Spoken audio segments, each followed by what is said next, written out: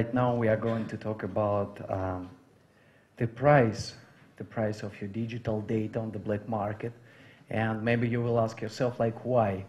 You know, because all of us, we know that the main motivation of the criminals today is money. So, but how much money? How much do you cost? Let's see it together. And on the one hand, we need to see like how was the past and the present of malware dedicated to steal that kind of information. You see here, for example, the huge increase of all kind of malware which is dedicated to steal information. The bankers, that are Trojans, dedicated to steal information just from credit cards and also online payments and also banks, online banking account. The PSV Trojans, this group is able to steal also information from, let's say, like from PayPal accounts or your email. And the spy group, you see, like this is the biggest number, is these Trojans are able to steal everything. Like, they don't care, like, what is that? If it's a password, they'll steal you.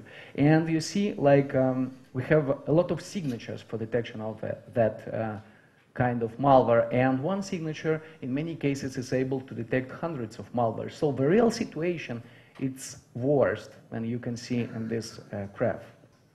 How much does your credit card cost on the black market? First of all, I have to say the black market is just like a real market, but it's a virtual. This is like the same competition. Like, you know, you can go to some market in your city and to buy some food, beverage, I don't know, drinks. And, you know, this is not just one place in your city. So there is a competition. They try to offer better prices, better, I don't know, conditions, and so on. This is exactly the same situation on the black market. You see here, for example, the cheapest credit card, stolen credit card, in this case is from US. And the price depends on the country you live in and also the type of credit card you have. The news is your online account may also be stolen. And in this case, the price depends on how much money do you have in your account. What is your balance? You see, like an example, for example, the price of your online bank account is 3.5% of your available balance. And also we have offers in Germany, for example, for the Post Bank. Maybe you will also say like, okay, yes, I have an online access to my bank, but I don't pay through my bank. For these cases, I use like online payment system, like eBay or PayPal.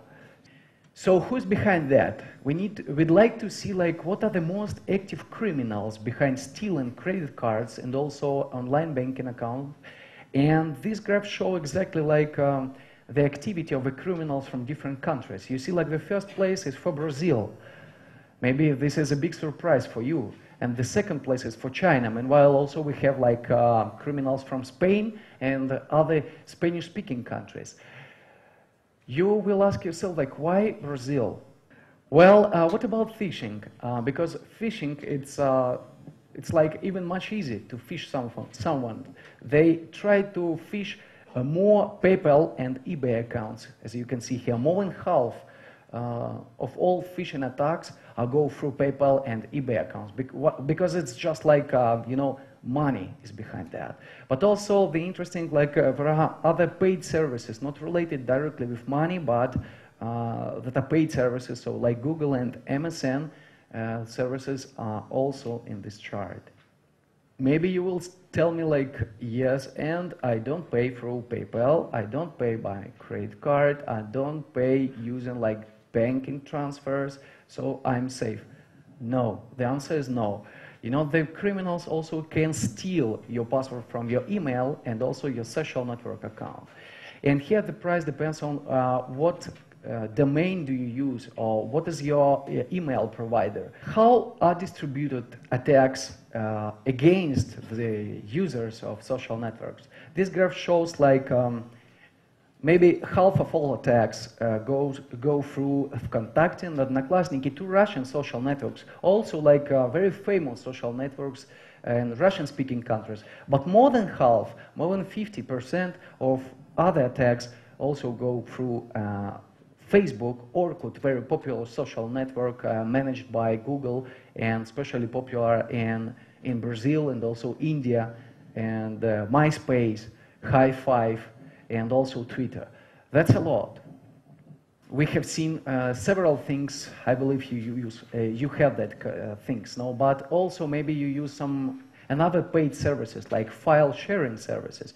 You know, maybe the most famous service for online sharing is Rapidshare. So, you know, they have two kind of service. The free one, when you need to wait like 1 minute in order to download something, or you can pay and to have like a fast access to any file. You could use some additional features. So here we have an interesting situation. The Rapidshare may be used for money laundering by the bad guys, and also if they hijack your account by malware or phishing, they also can sell it after, no? What about Skype? Well, Skype has exactly the same situation. If you have some paid account and it's stolen, they can just put it for sale and buy money. So the criminals will use your balance just to call as much faster they can and buy. There are more things we can steal. Maybe you use some MSN Messenger, Yahoo Messenger, I don't know, ICQ, which is very famous also in some European countries. Here the price depends on how short and desirable is you in, or your nickname, let's say. In this case, in the case of stealing of passwords from all that online services, even not just like directly related to money, who's behind that? Of course, China. The first place goes for China, and also Russian criminals are very active. You see here more than 70% of all attacks go from China and Russia, but also countries like Germany, India, Turkey, and other on the list here.